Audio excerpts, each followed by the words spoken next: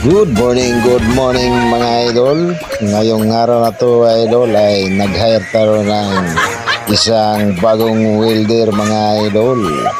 Itong welder na to idol ay may 10 years of experience Sana all. sa to mga idol. Tingnan niyo naman ang mga galawan na idol. Oh. Professional na professional yan. Sa sobrang galing ng na-hire nating welder mga idol. Tingnan nyo idol. Pati yung mga alambre idol. Wow. Kaya niyang welding itong mga alambre itong mga idol. Ganyan siya ka matinik na welder mga idol. Sana all.